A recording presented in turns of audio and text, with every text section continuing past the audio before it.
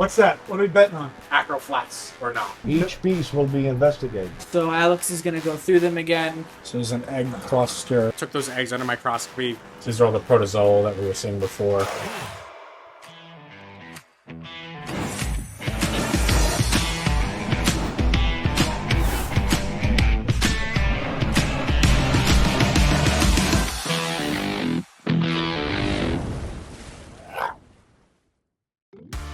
There's been a lot going on at Polo Reef, and behind the scenes, the Polo team has been hard at work. It's always been a part of the Polo Reef mission to further the hobby. To do so, it's important to have an area for a controlled system. So today, they begin moving some tanks around for the newest addition to the Polo lab, the 6 60-gallon experimental cube tanks. John and Joe have been planning this setup for a while, so for them, it's a piece of cake to get set up. This system will be exclusively used by the team and Alex the vet to conduct experiments to progress the hobby even further.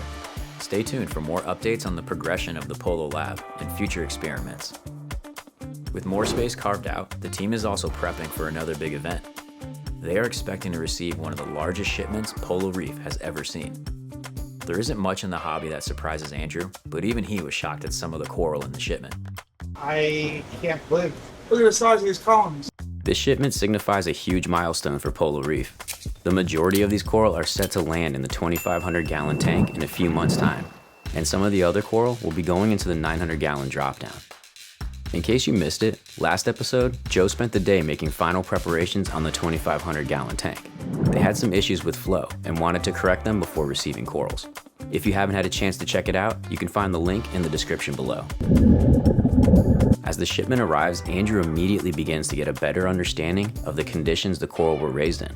He's always thinking a step ahead when it comes to coral care. What kind of license do I have? So this one, that one, and that one were T5 and LED. T5 LED. The Polo Reef quarantine system, it's robust, but with colonies of this size, they'll need to spread into multiple systems throughout the lab. As the team starts to move the colonies, Joe decides to pop in and help overlook the coral with his eagle eyes. Joe's good. Yeah. This is only the beginning for the Polo Reef team. As they continue to unpack new coral, they start to think about what colonies may end up in what tanks. The team has their eyes open for any coral that may work well in the 2,500-gallon tank. It's the next day, and the team arrives to, you guessed it, another shipment of coral.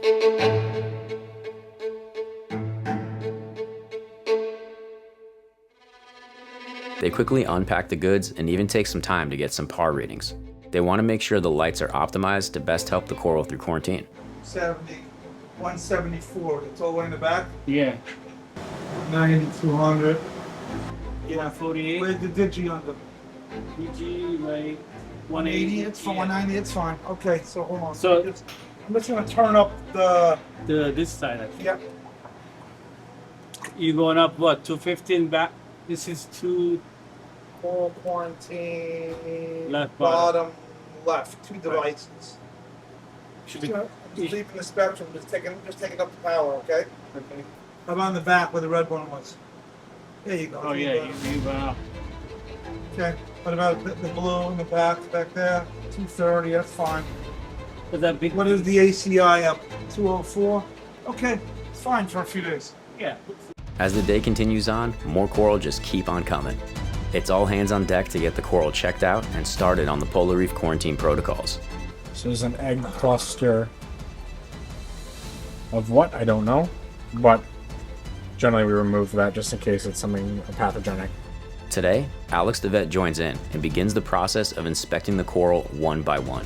After inspecting all of the colonies under the microscope, Alex gives Andrew the good news. These are all the protozoa that we were seeing before. So corals came in today, they looked good. One of them did have some egg clusters on it. Took those eggs under microscopy. Again, 99% of the time you can't tell what an egg is or what was laid by. So I always remove eggs regardless. Again, if it was something beneficial like snails, kind of sucks, but it's always better to be safe than sorry. So now those corals are now going to be in quarantine for the next couple of months before they get placed in their respective homes. With all the coral unpacked and inspected, the Polo Reef quarantine process officially starts. Andrew is super happy, and now the waiting game starts. The good news is, Andrew is a man of patience and understands that a proper quarantine process will only ensure his coral thrive in their new environment. We're all good. We're all done. See you mañana. 2 months later, and the wait is finally over. During this process, Alex the vet has inspected the coral a bunch of times. Today, he'll check them out one last time, but he's a little skeptical on what he might find.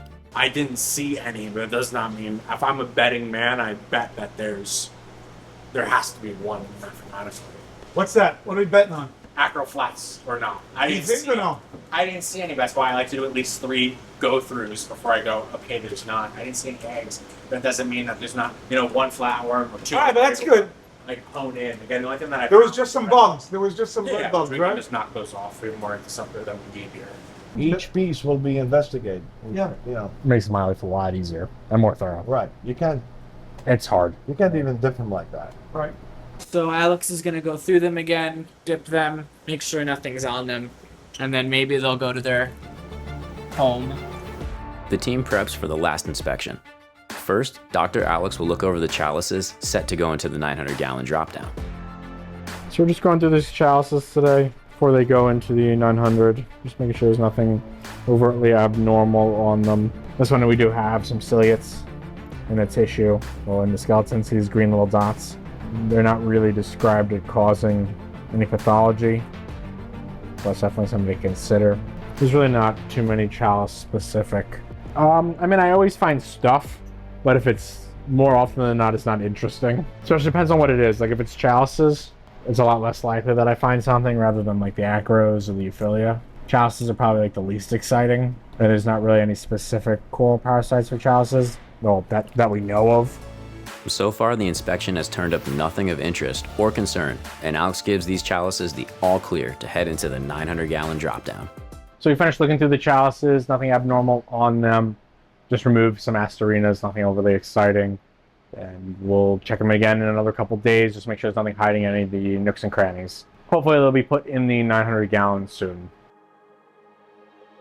2 months of quarantine was a success, and the 900-gallon dropdown gets its new chalices that look absolutely stunning. The 2,500-gallon is finally progressing.